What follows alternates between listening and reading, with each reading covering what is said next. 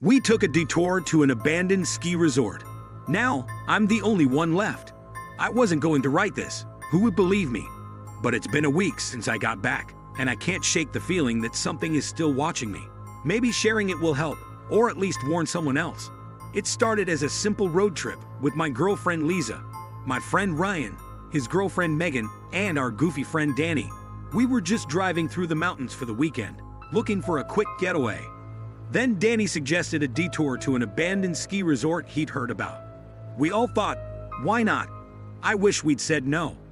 We arrived in the late afternoon, snow crunching underfoot as we stepped out of the car.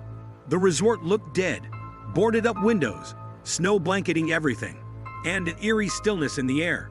It was haunting, but we laughed it off, making jokes as we walked toward the entrance. We saw fresh footprints leading inside. We should have left right then, but instead, Ryan pushed the door open. "Come on, it's just an old building," he said with a grin. We followed him in, our footsteps echoing through the empty lobby. Everything inside was covered in dust, faded photos lined the walls, and there were half-melted candles scattered around as if someone had been there recently. Then we heard it, a shuffling noise from upstairs. Danny made some joke about raccoons, but none of us were laughing anymore. Lisa gripped my arm as the sound grew louder. Something wasn't right. Megan was the first to speak up. "We should leave," she said, her voice trembling.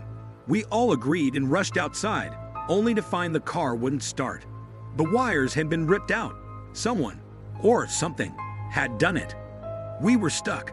The only choice was to spend the night in the lodge. We found a room with old mattresses and tried to make ourselves comfortable.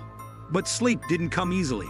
Around 3 a.m., I woke to the sound of footsteps right outside our door. Ryan got up, flashlight in hand, and opened it. Nothing. Just an empty hallway. But Megan was gone. At first, we thought she'd wandered off, but after searching the lodge, there was no sign of her. Panic set in. Lisa started crying and Ryan, usually so confident, was pale. "Maybe she went back to the car," he said, but we all knew that wasn't true. The next day, Ryan and I searched the woods behind the lodge while Danny and Lisa stayed behind. Deep in the snow-covered trees, we found a shed. Inside, Megan's scarf was tied to a chair, and there were signs of a struggle. Blood, but no Megan. Ryan looked at me, fear in his eyes. We raced back to the lodge, only to find Danny was missing too. Lisa was frantic, saying he'd gone to check the basement and never returned. We ran down there, finding nothing but an old dust-covered diary. The diary belonged to the lodge's caretaker from the 1960s. His final entry spoke of disappearances, rituals, and something dark that the lodge was built to contain. The last line read, "The ritual must continue. If it stops, it will come for us all." That's when the power went out. In the darkness, I heard Ryan scream. Lisa grabbed my arm, and we ran through the freezing cold, stumbling, barely able to see. Somehow, we made it outside, but Ryan was gone. It was just me and Lisa. We made it to the car. The wires were still ripped, but when I turned the key, the engine roared to life. We drove in silence, not daring to stop until we reached the nearest town.